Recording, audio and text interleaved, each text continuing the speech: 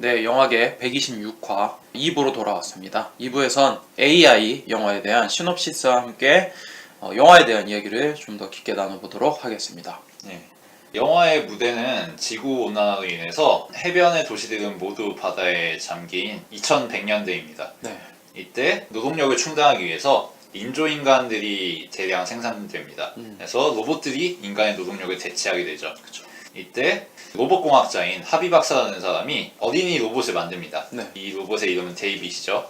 이 데이빗은 아들이 중병에 걸려서 5년 동안 몸져 누워있는 모니카와 헨리라는 부부에게 입양이 됩니다. 그래서 이 부부들은 데이빗을 아들 대신 키우게 되는데, 그러던 와중에 아들인 마틴이 현대 과학기술의 발달로 인해서 다시 집으로 돌아오게 됩니다. 그쵸. 그래서 이때부터 사단이 일어나기 시작하죠. 네. 마틴은 집에 돌아오니까 데이빗이라는 로봇이 와가지고 자기도 아들이다 행세하고 있으니까 빡치는 거죠. 그래서 데이빗을 괴롭히기 시작하는데, 급기야는 데이빗이 실수로 마틴을 죽일 뻔한 사건도 일어나게 됩니다. 그래서 이 사건을 계기로 모니카와 헨리 부부는 데이빗을 파양하기로 결정하고 네. 생산 회사로 다시 돌려보내려고 합니다. 근데 이러면 사실 데이빗이 폐기 처분되는 거죠. 그쵸. 그래서 차마 데이빗이 폐기 처분되는 거는 바라지 않았기 때문에 모니카는 데이빗을 숲속에 버리고서 도망가게 됩니다. 그래서 데이빗은 그때부터 자신이 인간이 아니기 때문에 모니카가 자신을 버렸다고 생각하고서 인간이 되기 위해서 자신이 읽은 피노키오라는 동화에 나오는 푸른 요정에게 소원을 빌어서 인간이 되기를 갈구합니다. 그쵸. 예, 그런 이야기라고 할 수 있죠. 네. 이게 2001년 나온 영화인데 네. 그때 저희가 중학교 중딩. 2학년 그 정도쯤 됐을 텐데 그때 감상이랑 지금이랑은 조금 다른 것 같아요. 어떻게? 그때 봤을 때는 너무 슬프다. 어떻게 이렇게 어두운 세계를 이렇게 만들 수 있을까. 기계에 대한 생각도 해보고 사랑이란 뭘까 막 이런 감정 이야기도 많이 생각을 해봤는데, 지금 보니까 애완견 같다라는 느낌이 많이 들면서 내가 키우는 우리 강아지 나온이의 마음이 이러지 않았을까 그런 생각도 들고, 그리고 그때는 잘 보이지 않던 허점들이 지금 보니까 이런 거는 감정을 몰아치기 위해서 개연성의 맥락들은 일부러 그냥 넘어갔구나 라는 생각이 들었고, 지금 봤을 때 눈에 띄는 거는 거의 1부, 2부로 나뉘다시피 가족들과의 에피소드, 그리고 데이빗이 버려진 다음에 인간이 되기 위해 푸른 요정을 찾아가는 에피소드. 그쵸. 그렇게 두 가지로 현저하게 나뉘는 부분이 적응하기 힘들다, 색깔이 너무 다른 것 같다라는 생각 때문에 옛날과는 감상이 좀 많이 달라진 것 같아요. 포인트로 짚을 측면은 두 가지라고 생각하는데, 네. 첫 번째는 로봇 클리셰죠. 로봇이 등장하고 인간과 대립을 하고, 이 과정에서 로봇이 나도 인간과 다를 거 없다, 나도 감정 느끼고 기억을 하고 사고를 할 줄 안다 라면서 인간 선언을 하는, 그러면서 인간 사회로부터 인정을 받는 그런 식의 스토리들이 로봇 서사의 클리셰라고 할 수 있죠. 이거의 가장 전형적인 양상을 보여주는 게 바이센테니얼맨 같은 영화가 될 수 있겠고, 근데 이런 거 사실 사기라고 생각하는 게, 사기? 이런 스토리는 사실 로봇이 아니어도 충분히 할 수 있는 이야기거든요. 그리고 이런 서사에서 로봇은 제2의 인간이라고 밖에 말할 도리가 없어요. 인간과 크게 다를 게 없는 거지. 근데 사실 로봇이 굳이 인간을 지향해야 될 이유가 없잖아. 그렇기도 하지. 나도 인간이라는 기준에 도달할 수 있어 라고 어필할 이유가 사실 없는 거잖아. 어떻게 보면은 인간 중심적인 서사라고 할 수 있지. 인간은 짱짱맨이고 인간은 찬양받아야 될 대상이고, 그 기준선은 이 위쪽에 있고 이 천상에 있고 이 지하 바닥에 있는 로봇들이 천상으로 도달하기 위해서 경험치를 쌓는 이야기 라고 정리할 수가 있는 거지. 근데 이 영화 같은 경우에는 그 클리셰를 비틀어 버립니다. 애초부터 이 데이빗이라는 존재는 가공된 존재예요. 그쵸. 데이빗이 갈구하는 어머니의 사랑, 인간처럼 대접받기 원하는 그런 욕망들은 모두 다 설계된 거야. 프로그래밍 된 거고. 그쵸. 애초부터 아무리 경험치를 쌓아도, 아무리 열심히 푸른 요정을 찾아도 데이빗은 인간이 될 수가 없었던 거지. 그걸 이미 깔고 가는 거고. 그리고 인간들의 시선도 다르지. 보통의 로봇 영화에서는 인간이 되기를 바라는 로봇에게 애정어린 연민을 건네고, 인간쯤 되었다 싶으면은 너도 우리의 친구구나 라고 받아들여줘. 근데 이 영화에서는 반대지. 데이빗은 처음부터 인간과 별로 차이가 없어. 거의 인간에 근접한 존재야. 근데 그것이 인간들에게는 경기를 일으키게 만들고 공포감을 느끼게 만드는 원인이라는 거지. 그치. 그러니까 인간 수준의 로봇이 나왔을 때 조화롭게 인간 사회로 통합될 수 있느냐, 이 이야기를 하는 작품이라는 게 일단 주된 포인트라고 할 수 있겠고 음. 두 번째는 동화 클리셰죠. 동화. 이 영화 자체가 동화의 감수성에 기반을 두고 있잖아. 그쵸. 근데 이 동화는 실현될 수가 없어. 이건 애초부터 만들어진 이야기야. 어른들에 의해서. 어른들이 데이빗을 기능에 맞게 설계했고 이 기능 밖으로 빠져나갈 수가 없는 거잖아 사실. 그게 사실 동화라는 거지. 동화라는 것 자체가 어른들이 아이들을 위해서 일정한 틀 안에서 감동받고 살아 라고 만든 게 동화인 거잖아. 그치. 그리고 이 영화에서 데이빗은 그 동화적인 역정을 이어나가지. 하지만 그 동화는 박살날 수밖에 없는 거잖아. 맨하탄에 가서 자신의 복제품을 만나는 순간 이 동화도 역시 다른 동화와 마찬가지였구나 라는 생각을 할 수밖에 없는 거지. 이 스토리도 결국은 다른 동화하고 별로 다를 게 없이 그냥 만들어진 이야기일 뿐이네 라는 맥락을 갖고 있는 거고. 그래서 이 두 가지를 정리하면 로봇이 인간이 되기 위해서 끊임없이 노력하는 서사를 비튼 것, 그리고 동화가 판타지일 수밖에 없다는 것을 지적한 것. 이 두 가지가 이 영화의 포인트라고 볼 수 있다고 생각합니다. 그리고 이게 이 영화의 감상의 주된 포인트이기도 하죠.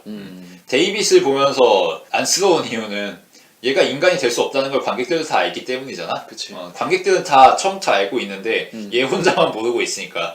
그리고 그 데이빗이 인간이 되기 위해 노력하는 그 마음조차도 사실은 인조 감정에 불과하다는 것. 그치. 그게 가장 흥미로운 부분이 아닌가. 어차피 슬프고 따뜻하고 아름다운 이야기라고 해봤자 만들어진 것에 불과하다는 거지. 아무 실체가 없고 복제품일 뿐이고. 데이빗이 불쌍한 이유 또 하나를 뽑자면은 인간이 되려고 하는 이유가 중요하잖아. 엄마한테 사랑받기 위해서. 그게 정말 비참하지. 그 감정도 사실은 주입된 감정이고 진짜 감정이 아닌 거지. 그리고 설사 정말 말도 안 되는 일이 일어나서 데이빗의 영혼이 정말 인간이 되었다고 한들 어머니가 사랑하지 않으면은 더 비참한 거야. 그게 정말 이 영화의 어두운 면이라고 할까? 그래서 이 영화에서 중후반부까지 데이빗에게 계속 경의를 표하거든 많은 사람들이. 하비 박사도 아니 꿈을 꿀 수 있다니 이루어질 수 없는 것을 소망할 수 있다니 너는 정말 인간과 다를 게 없구나 칭찬을 해줘. 그리고 미래 사회의 로봇들도 야 너는 정말 인간과 가장 가까웠던 시절의 로봇의 특성을 갖고 있구나 너는 행복해져야 돼 이런 식으로 얘기해 준단 말이야. 근데 사실은 이게 허울 이상이 될 수가 없는 거잖아. 그치. 아무리 이렇게 공치 사해주면 뭐야 얘는 로봇일 뿐이고. 그치. 자기의 엄청나게 많은 복제품을 보면서 절망을 느끼면서 물속에 빠질 수밖에 없는 거지. 근데 그 가운데서도 또 영화가 얄밉게 희망을 준다? 파랑 요정이라고 한가? 그치. 그 요정을 보면서. 그것도 다 사기잖아. 인조 감정을 갖고 있는 인공의 존재는 도달할 수 없는 측면이란 거지. 그런 아이디어가 상당히 좋았던 작품이라고 생각해. 일단 아까 스미스 군이 첫 번째, 두 번째 짚어준 거 중에 첫 번째 얘기를 시각적으로 잘 풀어낸 것 같다는 생각이 드는데 인간이 자신의 모습과 비슷한 모습을 한 로봇의 존재를 본다. 그게 너무나도 섬뜩하고 무서운 일이잖아. 그 영화 초반에 너무 감각적으로 잘 풀어낸 것 같아. 데이빗의 표정이 넋이 나가 있잖아. 진짜 로봇처럼. 내가 로봇이기 때문에 인간들이 하는 행동은 이해하지 못한다. 하지만 나는 학습하는 중이다. 뭐 이런 뉘앙스를 펼쳐주는 거. 그 연기가 너무나도 소름 돋게 놀랐고 그게 근데 영화가 지나가면 지나갈수록 인간처럼 보여가지고 그 점을 끝까지 유지하지 못한 게 아쉽다라는 생각이 들 정도로 초반에 로봇의 연기가 너무나도 임팩트가 컸어. 그리고 머릿속에 남는 장면들은 데이빗이 나오는데 데이빗의 모습을 여러 개의 잔상으로 보여주는 화면들이 그치. 나와. 그리고 엄마가 커피 만들 때 보면은 테이블이 얼굴이 비쳐가지고 데이빗의 얼굴이 이중으로 보이거든. 진짜 데이빗과 테이블에 비친 데이빗. 근데 이런 복선은 후반부에 가가지고 인조 데이빗들. 그러니까 데이빗이 양산형이다 이거지. 그런 모습으로 복선처럼 깔려지는데 나는 여기서 다른 점을 느꼈어. 그러니까 지금 스미스가 얘기했듯이 어른들이 만든 동화 세계 안에 갇혀있는 게 데이빗이고 이루어질 수 없는 꿈과 소망을 품고 희망을 가지고 살아가는 거잖아. 근데 나는 이게 사실 인간 군상이라는 생각도 들거든. 그치. 그러니까 우리들은 노력해라. 그러면 더 나은 삶을 살 수 있다. 그런 류의 이야기나 설교나 가치관들을 주입받으면서 더 나은 삶을 살기 위해서 살아가고 있는 거잖아. 계속해서. 그런 꿈을 꾸고 그런 사람들이 인간인데 그게 이루어질 수 없다는 사실을 알았을 때 그 절망감.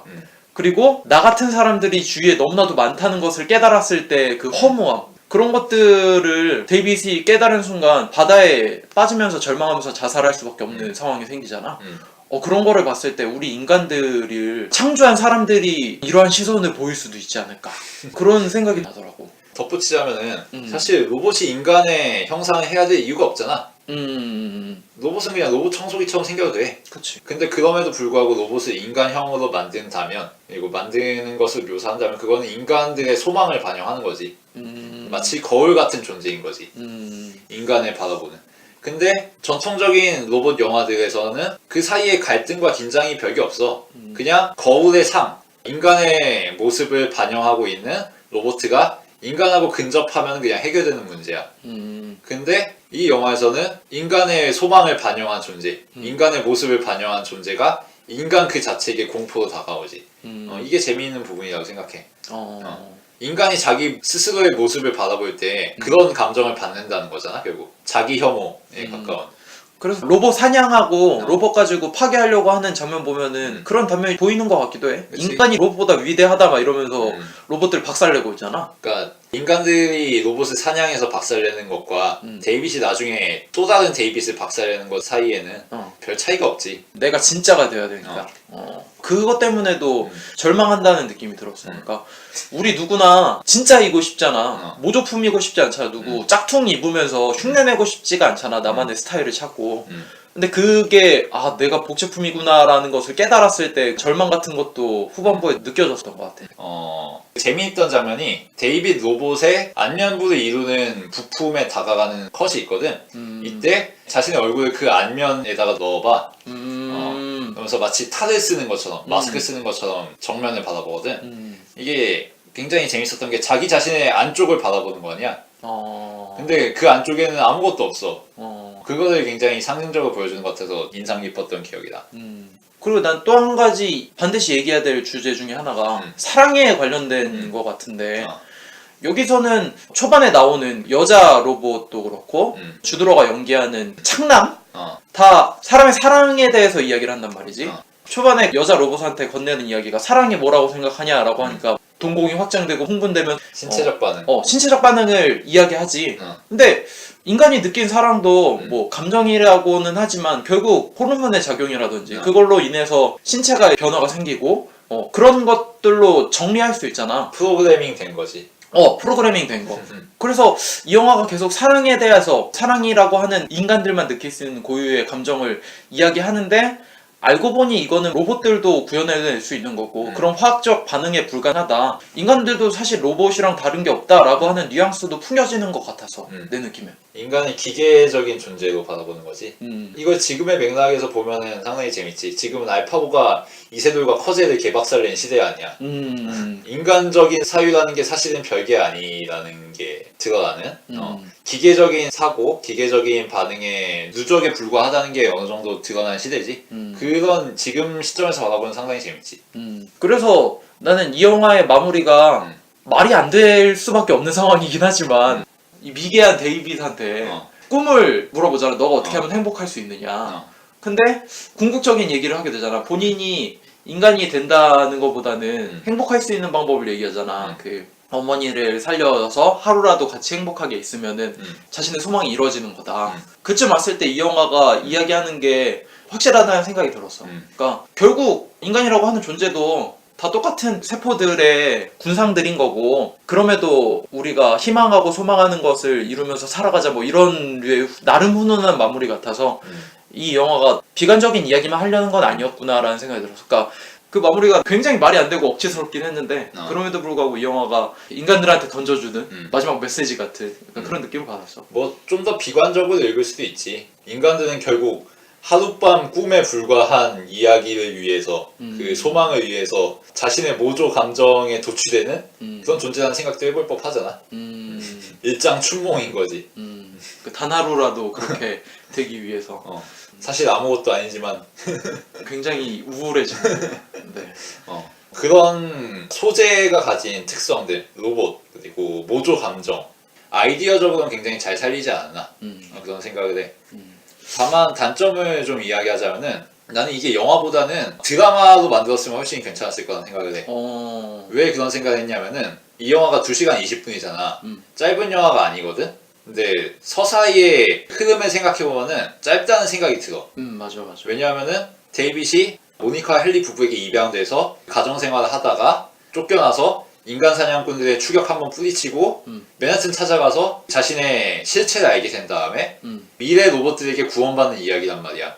에피소드가 별게 없어. 볼륨도 별로 없고. 근데 데이빗이 파양된 이후에 데이빗이 미래 사회에서 겪는 이런저런 어린왕자스러운 상황들 그런 것들이 훨씬 그 다양한 이야기들과 함께 다양한 에피소드들과 함께 펼쳐졌으면은 데이빗이 자신의 정체를 지각하게 되고 물속으로 뛰어드는 전개까지의 흐름이 더 탄력을 받지 않았을까. 보면은 하비 박사가 데이빗 만난 다음에 아 너의 모험을 듣고 싶구나 이런 얘기 하는데 사실 데이빗이 한 모험 별거 없어. 인간 사냥꾼들에게 한번 잡혀갔다가 나는 데이빗이고 인간이니까 풀어주세요 이거 한마디 한 게 전부거든. 차라리 드라마로 만들었으면은 훨씬 재밌는 얘기를 많이 할 수 있지 않았을까. 그러면은 주드로가 연기한 지골로조 같은 역할도 훨씬 잘 살릴 수 있지 않았을까. 사실 지골로조가 살인 누명을 쓰게 되는 에피소드 이거 별로 중요하지 않거든. 그치. 없어도 되는 거고 애초에 지골로조라는 인물이 등장하지 않아도 돼. 굉장히 뜬금없이 지골로조가 살인 누명을 쓰게 되는 전개를 해버린단 말이야. 뭐 그게 만약에 미디였으면 훨씬 그럴듯하게 처리될 수 있었겠지.